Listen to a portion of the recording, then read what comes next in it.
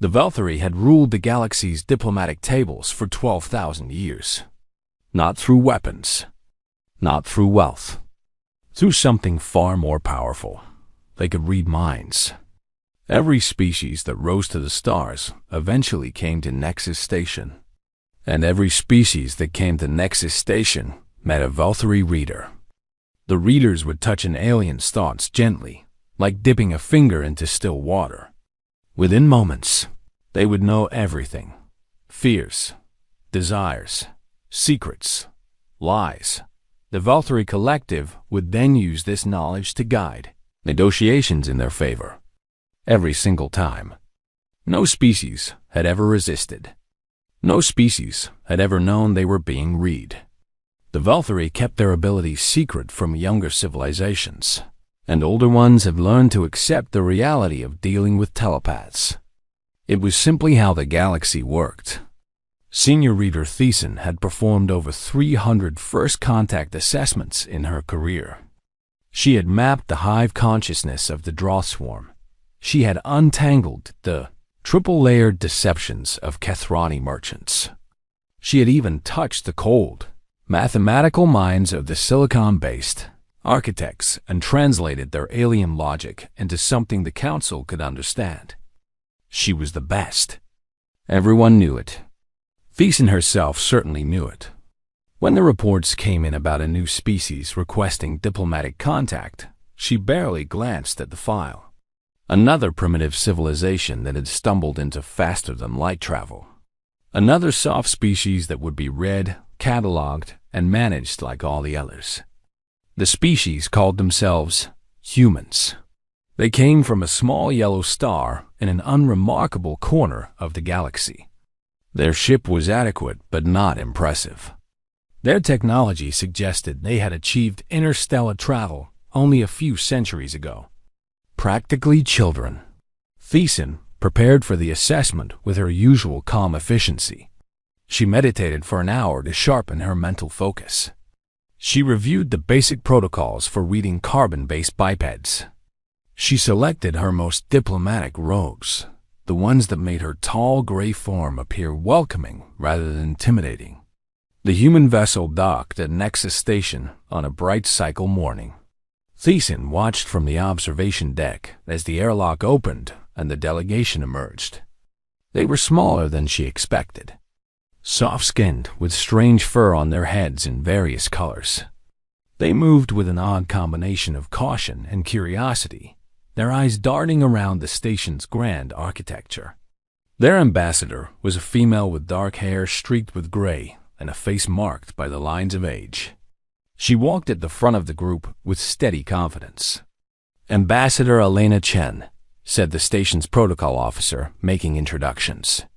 "Representing the United Earth government and its colonial territories." Thiessen studied the ambassador with her physical senses first. The human showed no signs of deception in her body language. Her heartbeat was slightly elevated, which was normal for first contact. Her scent carried traces of chemical compounds that Thiessen's database identified as anxiety-reducing medication. Sensible. Many species use such aids for high-stress diplomatic situations. "Welcome to Nexus Station," Thiessen said, her voice smooth and practiced. "The Velthari Collective is honored to receive humanity's first diplomatic mission." Ambassador Chun smiled. It was a strange expression. The humans pulled their lips back to show their teeth, which in most species would be a threat display. But the database confirmed this was their way of expressing friendliness. "Thank you, Senior Reader," Chun said. "We're grateful for this opportunity. Humanity has long wondered what we might find among the stars. We're pleased to discover such an advanced and welcoming civilization." The words were perfect, diplomatic, humble without being weak. Thiessen felt a flicker of approval. These humans had prepared well for this moment. The greeting ceremony continued according to protocol. Thiessen guided the delegation through the station, showing them the gardens where 100 worlds' plants grew together in harmony. She explained the history of the collective, carefully editing out the parts about telepathic manipulation. She answered their questions about trade, territory, and the various species they might encounter in this region of space. Ambassador Chun asked intelligent questions. Her staff took detailed notes. Everything proceeded exactly as planned. Finally, they reached the Chamber of Welcome, where first contact assessments traditionally occurred. The room was designed to put visitors at ease. Soft lighting, comfortable seating, gentle music from a dozen cultures playing at the edge of hearing. Most species relaxed here, their mental defenses lowering without them even noticing.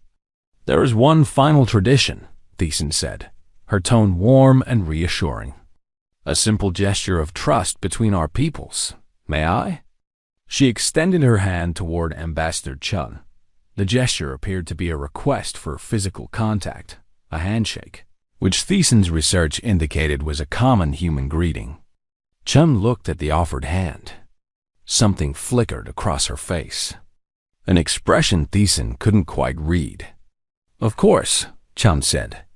She clasped Thiessen's hand in her own. The moment their skin touched, Thiessen initiated the mental contact. She had done this thousands of times. A gentle brush against the surface thoughts. A careful probe into the emotional landscape beneath. Most species felt nothing. Some felt a slight warmth or a sense of connection. None had ever. Thiessen's world exploded. Sound, noise, voices.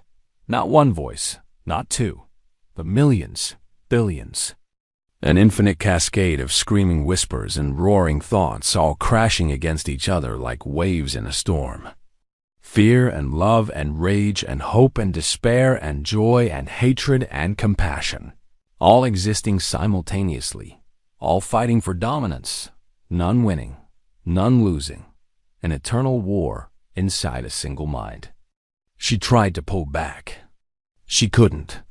The chaos had grabbed her, pulled her down into depths she didn't know existed. She saw memories that contradicted each other, beliefs that denied themselves, desires that warred against instincts, logic that battled emotion in endless cycles. This wasn't a mind. This was madness. This was a hurricane made of thought. This was, Thiessen screamed. She felt her body hit the floor, but the sensation seemed very far away. The noise didn't stop. The voices kept coming. Ancestors dead for thousands of years, still shouting their opinions. Childhood fears living alongside adult wisdom. The human mind didn't just contain one person. It contained everyone that person had ever been, everyone they might become, and all of them were talking at once. She screamed and couldn't stop screaming. Somewhere in the distance, she heard other voices. Real voices.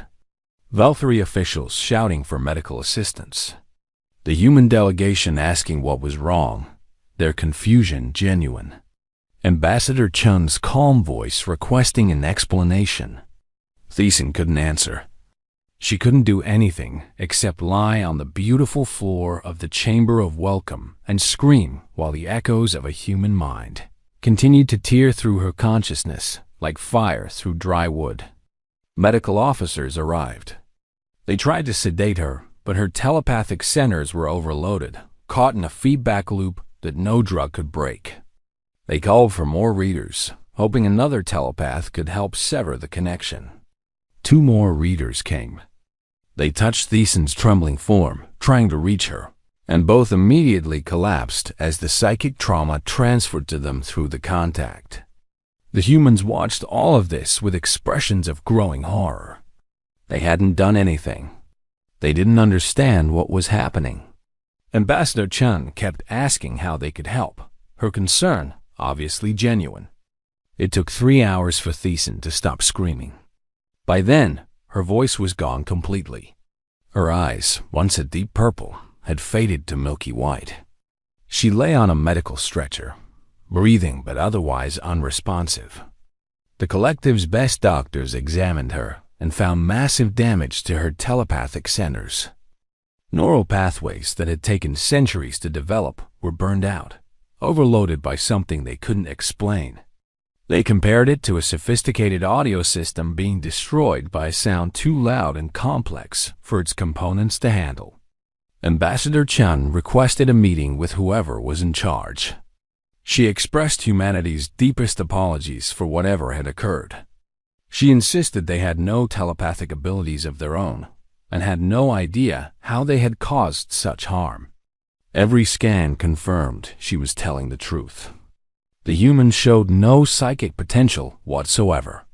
They were, by all measurements, completely mundane, deaf and mute in the mental frequencies that the Velthari had mastered long ago. And yet, a single moment of contact with one human mind had destroyed the collective's finest reader. The council convened an emergency session. For the first time in 12,000 years, they had encountered something their abilities couldn't handle, something they couldn't read, couldn't understand, couldn't control. The humans waited patiently in their guest quarters, still confused, still apologetic, still completely unaware of what they had done or what it meant. In her medical chamber, Thiessen finally regained enough consciousness to speak a single word before slipping back into catatonia. "Noise," she whispered. "So much noise." Then her eyes closed, and she didn't wake again. The Velthari collective had finally met a species they couldn't read. And for the first time in their long history, they were afraid. News of Thiessen's collapse spread through the Velthari collective like poison through water. The official story claimed she had suffered a rare medical emergency during the welcome ceremony. The truth remained classified at the highest levels. But secrets were difficult to keep among telepaths. Within days, every reader in the collective knew something terrible had happened. They didn't know the details, but they could feel the fear radiating from the council chambers. Something had hurt one of their own. Something had broken one of their best.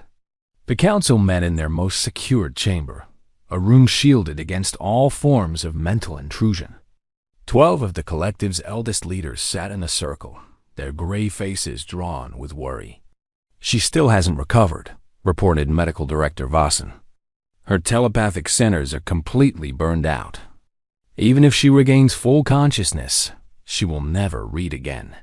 "One moment of contact," said Counselor Meath, her voice heavy with disbelief. 300 years of service, and one human destroyed her in less than a second. "We must understand what happened," said High Counselor Dreth. He was the oldest among them, his gray skin almost white with age. "Before we can proceed with any diplomatic relationship, we must know what we are dealing with."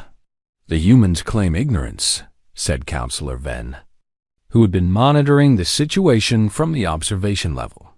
"All evidence suggests they are telling the truth. They have no telepathic abilities. They don't even seem to believe such abilities are possible. They think Thiessen had some kind of medical emergency that coincidentally occurred during contact. Ignorant or not, they are dangerous," said Counselor Meath. "I recommend we expel them from Nexus Station immediately." "And then what?" asked Dreth. "They will continue to expand through the galaxy. They will make contact with other species. Species that will ask why the great Velthari collective turned them away. Species that might wonder what we were afraid of." Silence filled the chamber. The collective's power rested on the belief that they could read any mind, predict any move, manage any situation. If word spread that a primitive species had defeated their abilities simply by existing, that power would begin to crumble. "There is one option," said Counselor Vossen slowly. "Archon Yeneth." The name hung in the air. Yeneth was a legend among the readers. The most powerful telepath the collective had produced in 2,000 years. He had broken the mental defenses of warlords who had trained their entire lives to resist psychic intrusion. He had mapped the incomprehensible consciousness of the crystalline Vorathi. He had touched the hive mind of the Droth and survived with his sanity intact. If anyone could read a human mind safely, it was Yeneth. "Summon him," said High Counselor Dreth. Yeneth arrived at Nexus Station 3 days later.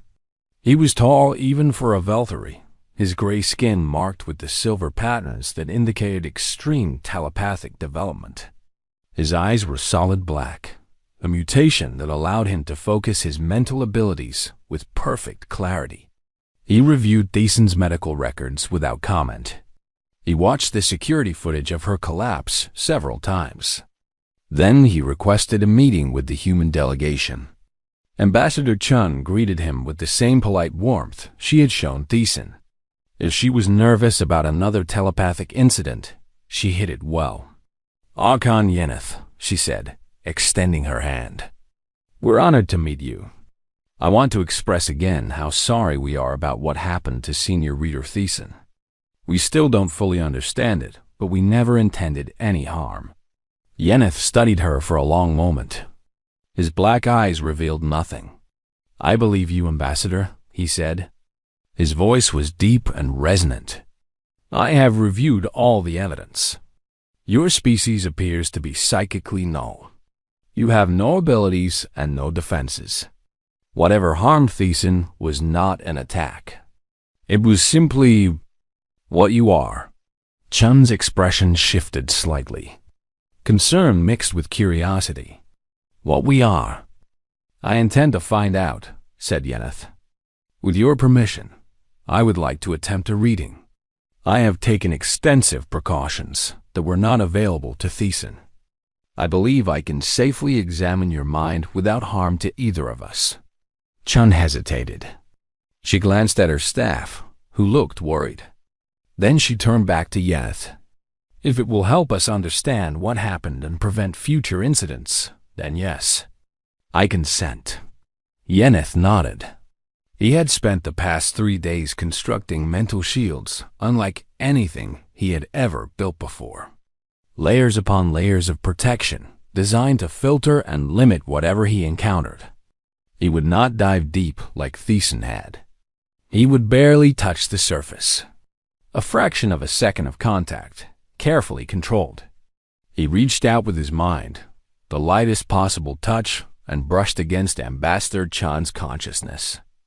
The shields held, barely, even through all his protections, even with only the barest fraction of contact. Yeneth experienced something that shook him to his core. Noise, voices, thousands of them, millions of them, all speaking at once, arguing with each other, agreeing and disagreeing simultaneously. Memories that contradicted other memories. Emotions that fought against logic. Desires that warred with fears. Dreams that battled with doubts. He pulled back instantly, his carefully maintained composure cracking. His hands were trembling. His black eyes had gone wide with something that looked very much like fear. "Archon?" Chun asked. "Are you all right?" Yeneth didn't answer immediately. He was trying to process what he had experienced, trying to make sense of the impossible. "Your minds," he said finally, his voice rough. "They are not singular. I'm sorry. Every species we have encountered has a unified consciousness. One voice. One self. Even the Droth hive mind, for all its complexity, speaks with unified purpose. But you," he paused, searching for words. "You contain multitudes, billions of voices, all speaking at once, and none of them agree." Chun's expression shifted. A strange look crossed her face, something that might have been recognition, or perhaps understanding. "We call it consciousness," she said quietly. "The ongoing argument between different parts of ourselves. Instinct versus reason. Heart versus mind. What we want versus what we know we should do. It is chaos," said Yeneth. "Pure chaos. How do you function? How do you make any decisions at all? How do you not tear yourselves apart from the inside?" "Practice," Chun said. There was a small, sad smile on her lips. "Centuries of practice.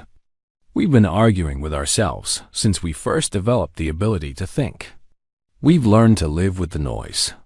"Yeneth," stared at her. In all his years, in all his readings, he had never encountered anything like this. The Velthari mind was serene, unified, a single clear voice of purpose. All the species they had encountered were similar, varying only in complexity and depth. But humans were different. Humans were broken. Humans were at war with themselves every single moment of every single day. And somehow, impossibly, they had survived. They had built civilizations. They had reached the stars. "I cannot read you," Yeneth said. The admission cost him more than he would ever reveal. Not safely. Perhaps not at all. The noise is too great. It would overwhelm any telepath who attempted deep contact. "Is that what happened to Thiessen?" Chun asked. "She got lost in the noise?" "She drowned in it," Yeneth said bluntly. "She touched your mind expecting a pond and found an ocean. An ocean in a storm. She was pulled under before she could pull back." Chun closed her eyes for a moment. When she opened them, there was genuine sorrow there. "We truly didn't know," she said. "We had no idea our minds were like that. To us, it's just how thinking works. The constant debate, the competing impulses, the never-ending argument between who we are and who we want to be. We thought that was normal. For you, it is normal," said Yeneth. "For us, it is inconceivable." He turned away from her, needing a moment to compose himself. His shields were intact, but the memory of that brief contact lingered. Billions of voices, all speaking at once, all fighting for control. The chaos of a human mind made the complexity of hive minds look like children's puzzles. "I must report to the council," he said. "They will want to know what I have learned." "And what will you tell them?" Chun asked. Yeneth paused at the door. He looked back at the human ambassador, this small, soft creature with the impossible mind. "The truth," he said, "that humanity cannot be read, cannot be predicted, cannot be understood through our usual means. Your species is not psychically null. You are psychically overwhelming. You have defeated our greatest ability simply by being what you are." He left before she could respond. But as he walked through the corridors of Nexus Station, Yeneth couldn't shake the feeling that the galaxy had just changed in ways the collective was not prepared for. For 12,000 years, the Velthari had known every secret, had seen inside every mind, had controlled every negotiation. Now they had met a species whose minds were too vast, too chaotic, too fundamentally different to read. A species that carried the noise of billions of internal voices, all arguing, all fighting, all somehow working together despite the constant conflict. The humans were not just unreadable. They were unknowable. And for the first time in living memory, the great Velthari collective would have to face the galaxy blind. While the council debated what to do about the humans, the collective's research division worked without rest. If they could not read human minds directly, perhaps they could understand them through study. Perhaps there was a pattern in the chaos, a key that would unlock the mystery of human consciousness. Senior researcher Thelwyn led the investigation. She was not a reader herself, but she had spent her career studying the science of telepathy. She understood the mechanics of mental contact better than anyone alive. The humans cooperated fully with her research. Ambassador Chen provided medical records, brain scans, and detailed explanations of human psychology. She even arranged for several volunteers from her delegation to undergo extensive neurological testing. What Thalwyn discovered changed everything she thought she knew about consciousness. The human brain is divided, she reported to the council 3 weeks into her investigation. Not just into different regions with different functions, which is common among many species. The human brain is fundamentally split in ways that should make coherent thought impossible. She displayed her findings on the chamber's central screen. Diagrams of the human brain appeared, marked with arrows showing conflicting signal patterns. This region controls emotional responses, she explained, pointing to one section. This region controls logical analysis. In every other species we have studied, these regions work in harmony. They communicate smoothly, reaching unified conclusions. In humans, they fight, constantly. Every decision a human makes is the result of internal conflict between different parts of their own brain. That explains the noise, said Yeneth. He had joined the council session to provide his unique perspective. The voices I heard were not external. They were the humans' own thoughts arguing with themselves. Precisely, said Thalwyn. But that is not the most remarkable part. She changed the display to show more complex patterns. Human brains also store memories differently than other species. Their memories are not fixed records. They are constantly being rewritten, reinterpreted, argued over. A human can remember the same event in multiple contradictory ways, all of them feeling equally true. Councillor Meath leaned forward. You are saying their minds lie to themselves? Not exactly. I am saying their minds contain multiple versions of truth, all competing for dominance. A human might remember their childhood as happy and sad simultaneously. They might love and hate the same person at the same time. They might believe in something while doubting it, fear something while seeking it, desire something while knowing it would destroy them. Madness, said Councillor Venn. How is this not madness? Perhaps it is, said Thalwyn. But it is functional madness. The humans have developed ways to manage the chaos. They call it different things. Reason, willpower, self-control. What they really mean is that they have learned to navigate the constant storm inside their own heads without being torn apart by it. High Counselor, Dreth spoke for the first time. What does this mean for our diplomatic relationship? Thalwyn hesitated. This was the part of her report she had dreaded. It means we cannot manipulate them the way we manipulate other species, she said. Our usual methods rely on reading a subject's fears and desires, then using that knowledge to guide their decisions. But humans have too many fears and desires, all contradicting each other. Even if we could read them, we could not predict which impulse would win any given internal battle. There is more, said Yeneth. His voice was heavy. During my brief contact with Ambassador Chun, I glimpsed something. The humans know. Know what? Asked Dreth. They know about our abilities. Not consciously, perhaps. But somewhere in that chaotic mind, there was knowledge of telepathic species. Knowledge of manipulation. Suspicion of us, specifically. The council chamber fell silent. This was unprecedented. No species had ever suspected the Velthary's true methods before. The collective's power depended on secrecy. How is that possible? Asked Councillor Meath. They claim to have never encountered telepaths before.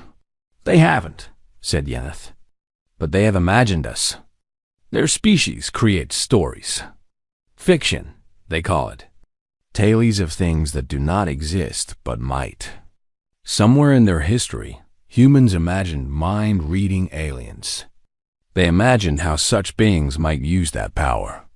They developed narratives about resisting mental intrusion, about protecting their thoughts, about the dangers of trusting species that can see inside your head. They prepared for us, said Dreth slowly. Without knowing we existed, they prepared for the possibility of us. Their minds are constantly preparing for everything, said Thalwyn. That is part of the chaos. Humans spend significant mental resources imagining threats that may never come. It seems wasteful, but it means they are never truly surprised.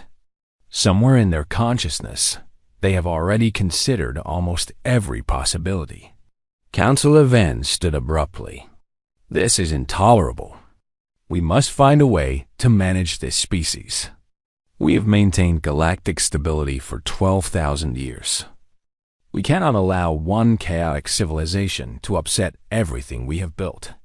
And how do you propose to manage them? Asked Yeneth. We cannot read them. We cannot predict them. We cannot even understand them. Then we must isolate them, limit their expansion, ensure they never become powerful enough to threaten our position. I think you will find that difficult, said a new voice. Everyone turned. Ambassador Chun stood in the doorway of the council chamber. She should not have been able to enter.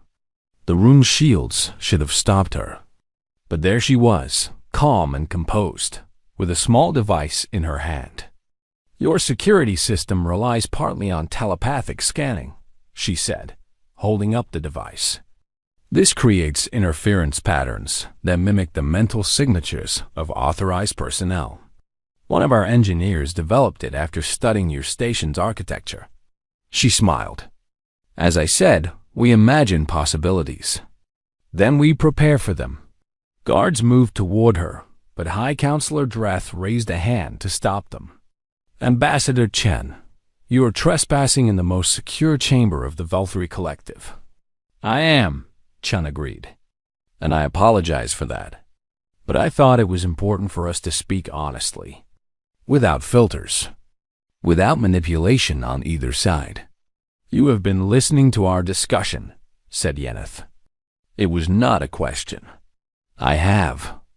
And I want you to know that humanity is not your enemy. Chun walked forward slowly, her movements unthreatening. We understand what you are.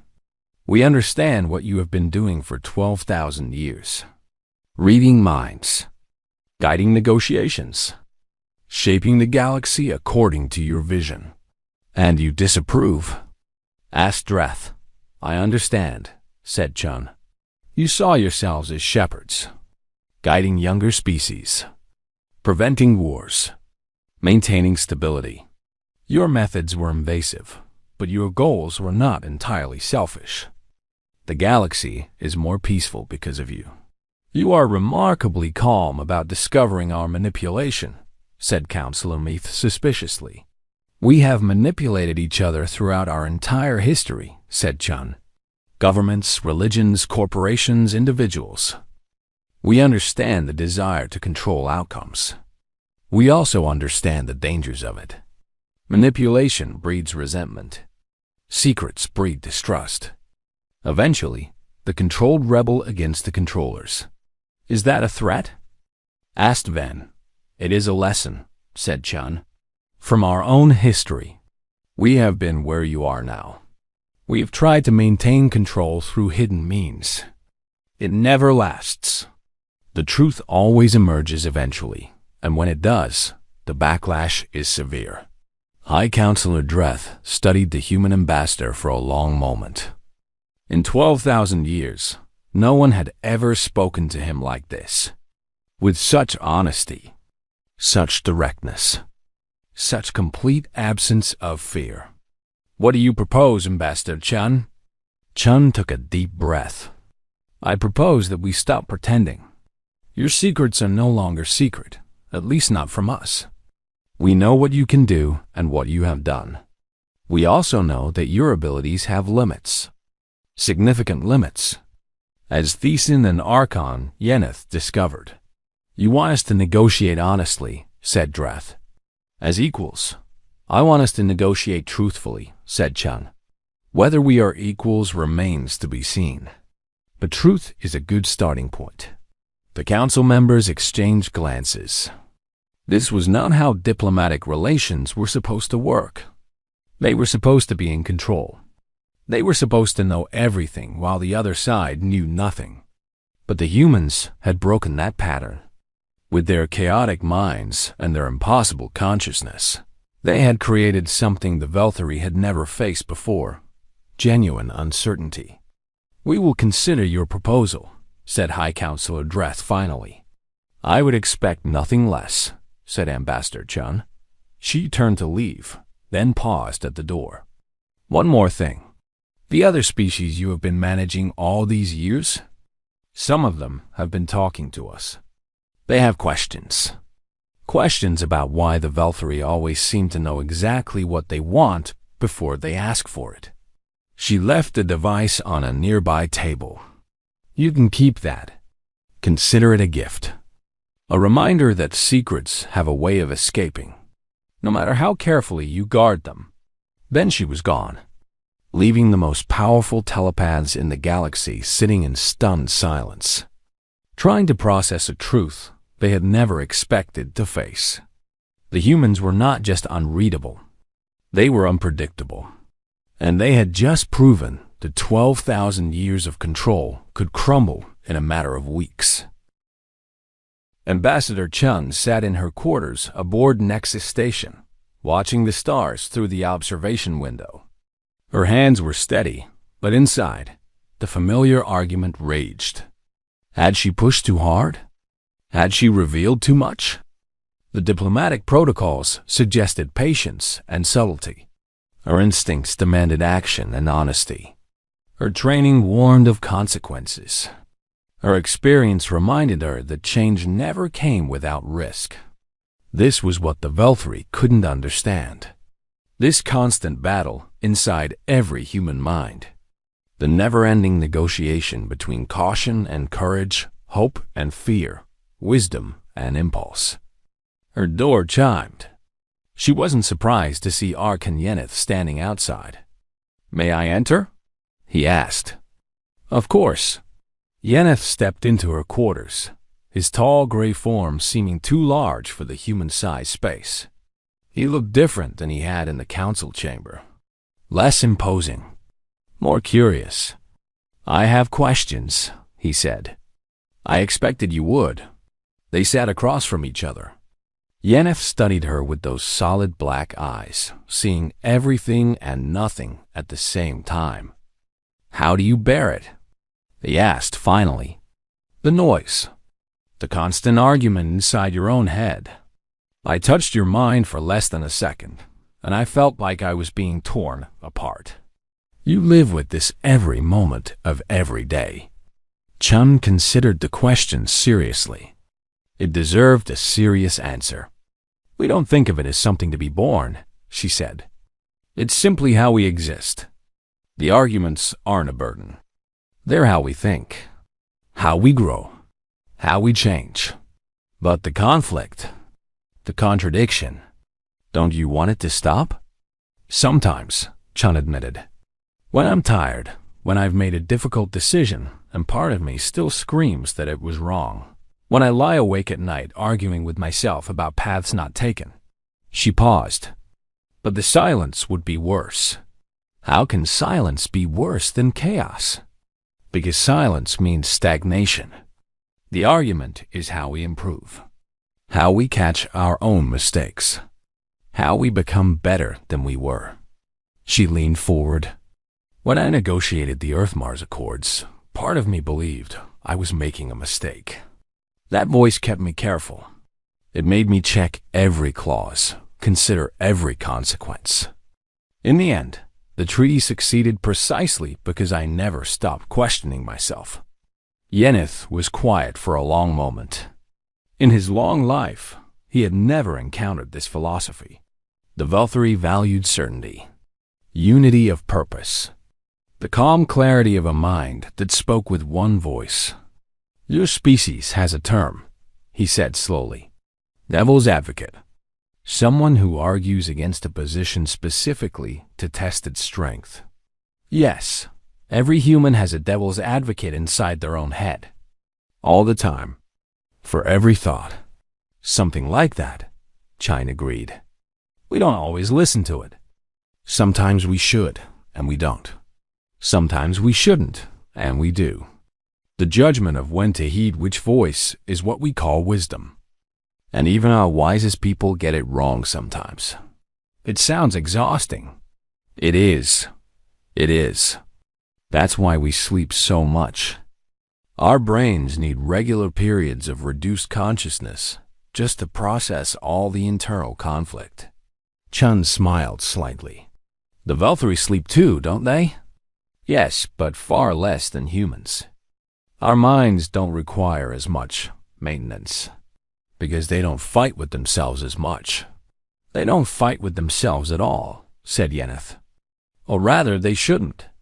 A healthy Velthari mind is unified, harmonious. When we experience internal conflict, we consider it a form of illness to be treated. Chun thought about that. Two species, both intelligent, both capable of building civilizations and reaching the stars, and yet so fundamentally different in how they experienced consciousness. No wonder our minds hurt you, she said. To you, what we experience every day is a form of mental illness. Our normal state is your worst nightmare. Yes, Yennefer admitted. When I touched your mind, I felt what my people would call severe psychological fragmentation. Multiple personalities fighting for control. It should have been impossible for you to function, let alone hold a coherent conversation. And yet here I am. And yet here you are. Yennefer paused. The Council is frightened of your species. They don't admit it, but I can feel their fear even through their shields. You represent something they have never faced, the unknown. We're not dangerous, Chun said. Not to you. Not unless you give us reason to be. That is what frightens them most. They cannot know your reasons. They cannot predict your actions. They cannot see inside your heads to determine whether you are friend or foe. For 12,000 years, they have known everything. Now they know nothing. Chun stood and walked to the window. The stars seemed very far away. On Earth, we have a saying, the only thing we have to fear is fear itself. A wise leader spoke those words during one of our darkest times. He was trying to help people understand that fear of the unknown can be more paralyzing than any actual threat. You are asking the collective to stop being afraid. I'm asking them to recognize that fear is a choice. They can choose to see humanity as a threat to be contained. Or they can choose to see us as potential partners who simply think differently. And if they choose the former, Chun turned to face him. Then we will respond accordingly. We didn't survive as a species by being unable to defend ourselves. Our chaotic minds make us unpredictable, but they also make us adaptable, creative, resilient. We have faced extinction many times, and we're still here. Yennefer heard something in her voice. Not a threat, exactly. More like a statement of fact. A reminder that the humans had their own strength, even if it didn't come from telepathy. You said other species have been talking to you, he said. The ones we have managed. What are they saying? Chun chose her next words carefully. They're asking questions, wondering why negotiations with the Velthari always seem to go the same way, wondering why they always seem to want things that coincidentally benefit the collective. Some of them are starting to compare notes. That could destabilize the entire galactic order. It could. Or it could lead to a new order. One built on genuine cooperation rather than manipulation. Chun sat back down, facing the Archon directly. The collective has done good work, Yennefer. I wasn't lying about that. The galaxy is more peaceful because of you. But peace built on deception is fragile. Sooner or later, the truth emerges. When it does, the species you've controlled will feel betrayed. The longer you wait, the worse the betrayal will feel. You are suggesting we confess.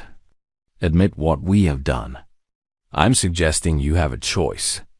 You can be exposed by others, which will be painful and chaotic. Or you can expose yourselves on your own terms and offer a new relationship going forward. The second option is harder, but it leads to something better. Yennefer stood. He walked to the window and stood beside her, both of them looking out at the stars. My people have never had to think this way, he said quietly. We have never had to consider how others might react to our actions, because we always knew. We could see their reactions before they happened.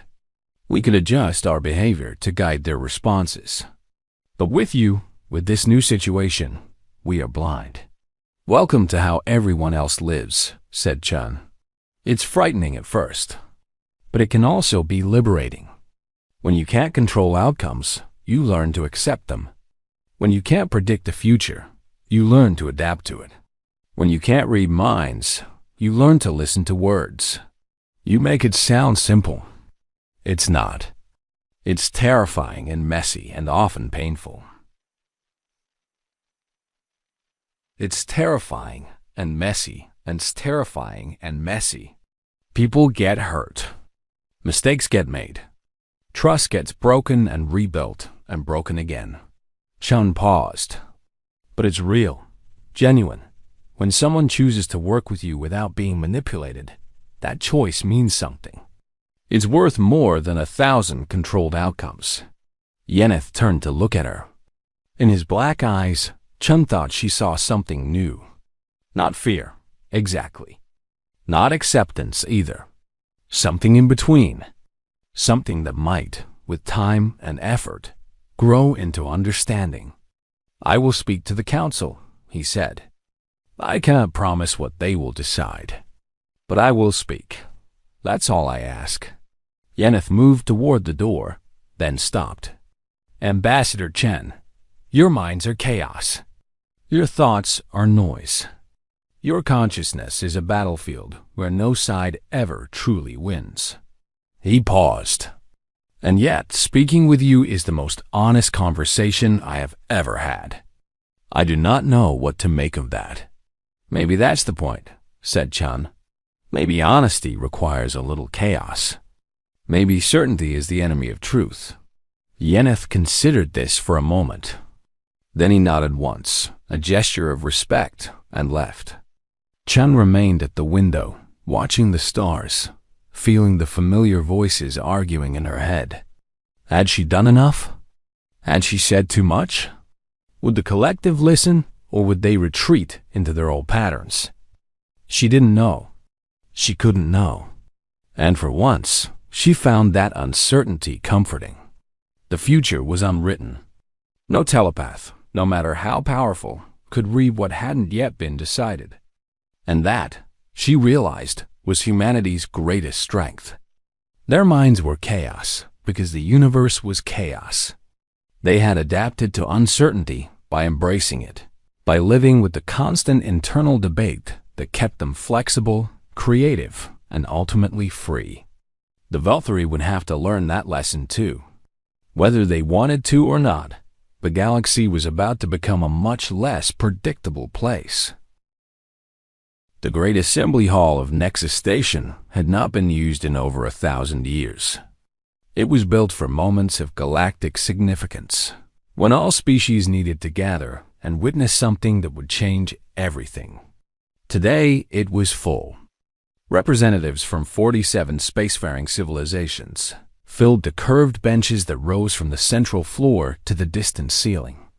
The insectoid Kethrani clicked nervously among themselves.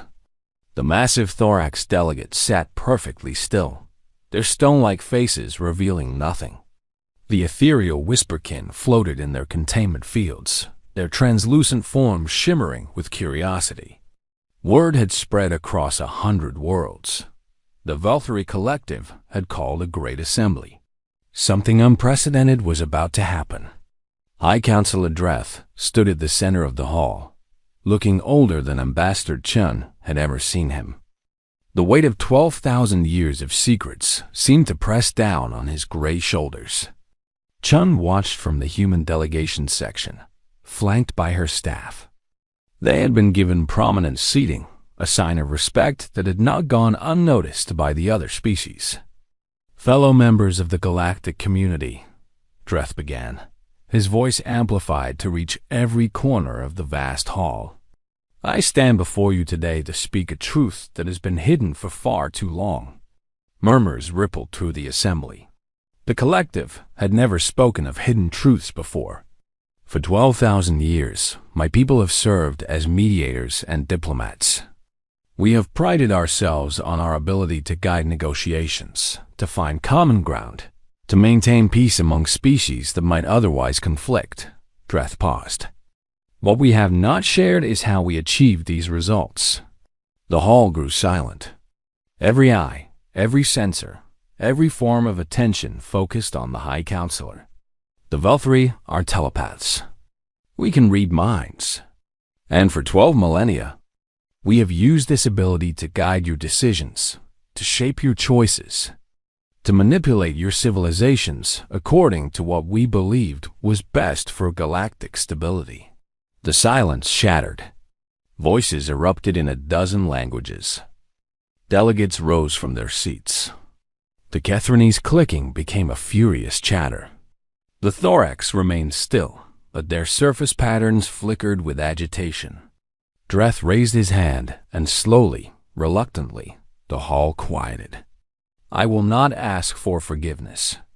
What we have done cannot be forgiven with mere words. But I can explain our reasoning, and I can tell you what has changed. He told them everything. The history of the collective's telepathic abilities. The decision, made in ancient times, to use those abilities to guide younger species away from self-destruction. The thousands of negotiations where outcomes had been subtly shaped. The wars that had been prevented. The treaties that had been engineered. The entire architecture of galactic civilization that rested on a foundation of mental manipulation. We believed we were helping, Dreth said. We believed that without our guidance, the galaxy would tear itself apart. Perhaps we were right. Perhaps our manipulations prevented countless deaths and saved civilizations that would otherwise have destroyed themselves. Or perhaps, he continued, we were simply afraid. Afraid of chaos. Afraid of the unknown. Afraid of what might happen if we allowed other species to make their own choices, their own mistakes, their own futures. He gestured toward the human delegation. And then humanity arrived. A species we could not read. A species whose minds were so different from our own that the mere attempt to touch their thoughts nearly destroyed our finest telepaths. For the first time in 12,000 years, we faced something we could not control. Ambassador Chun felt hundreds of eyes turn toward her. She kept her expression calm, though inside, the familiar voices debated what this moment meant. Humanity forced us to confront a truth we had been avoiding, said Dreth. Our methods were never sustainable. Our secrets could not remain secret forever. Our control was always an illusion, dependent on the ignorance of those we controlled. He turned to face the full assembly. Today, I offer a new beginning. The collective will no longer use our abilities to manipulate negotiations. We will still serve as diplomats if you wish, but our role will be advisory only. We will tell you what we know, share our perspectives, offer our counsel. But we will not touch your minds. We will not guide your choices. We will trust you to make your own decisions. And if we refuse to trust you? Demanded a Kethrani delegate, her mandibles clicking with barely contained anger. You have deceived us for thousands of years. Why should we believe anything you say now? You should not, said Dreth simply. Trust, once broken, must be rebuilt slowly. We expect nothing. We ask for nothing. We simply offer this confession and this change, and we accept whatever consequences follow. The assembly erupted again. Arguments broke out between species. Some demanded punishment for the collective. Others pointed out that the Velthari's guidance had genuinely prevented wars and suffering. The thorax representative spoke for the first time in centuries, its voice like grinding stone, suggesting that perhaps a galaxy where choices were truly free would be better than one built on benevolent deception. Through it all, the human delegation sat quietly, waiting. Finally, one of the Kethrani delegates turned toward Ambassador Chun. You knew, she said. You discovered their secret. Why did you not expose them yourselves? Why did you allow them to choose this moment, this method? Chun stood. The hall fell silent again.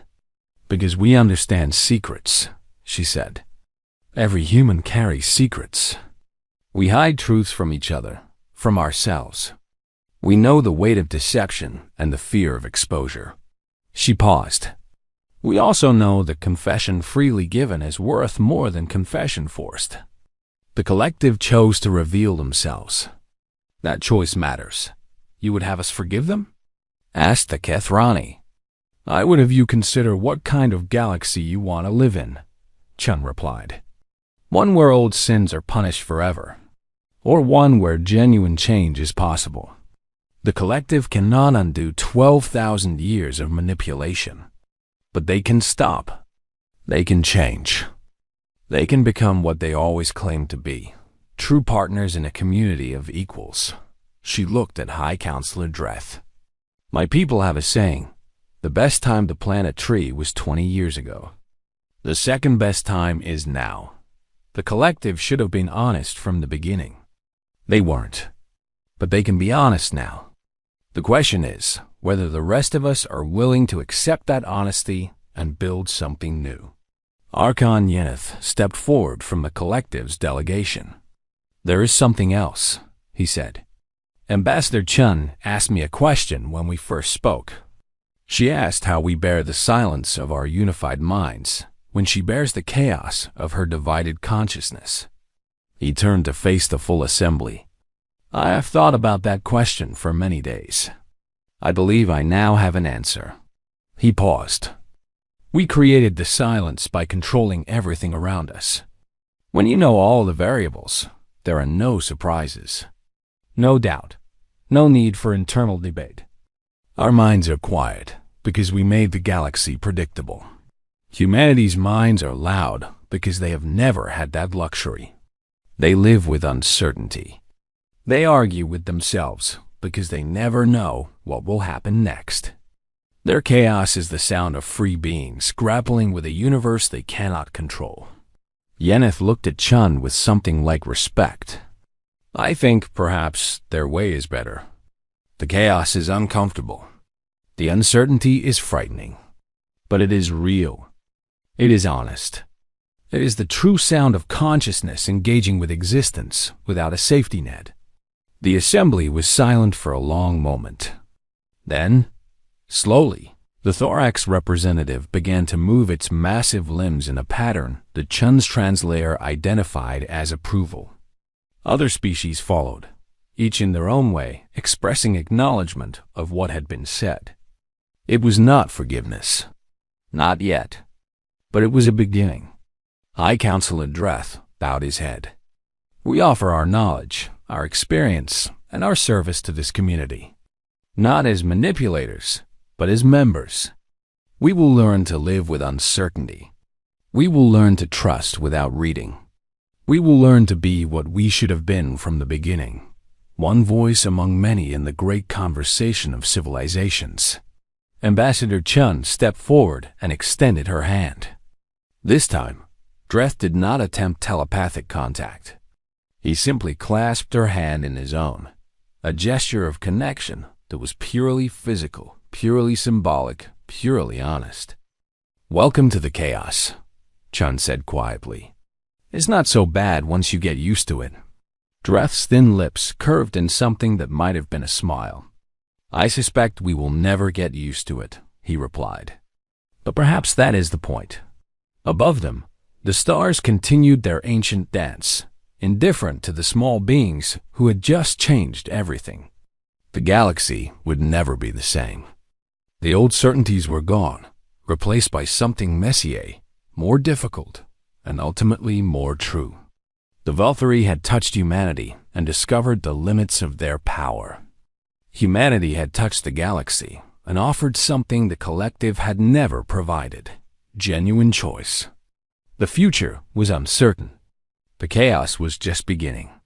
And for the first time in 12,000 years, every species in the galaxy would face that chaos together as equals, with no one reading their minds and no one guiding their decisions.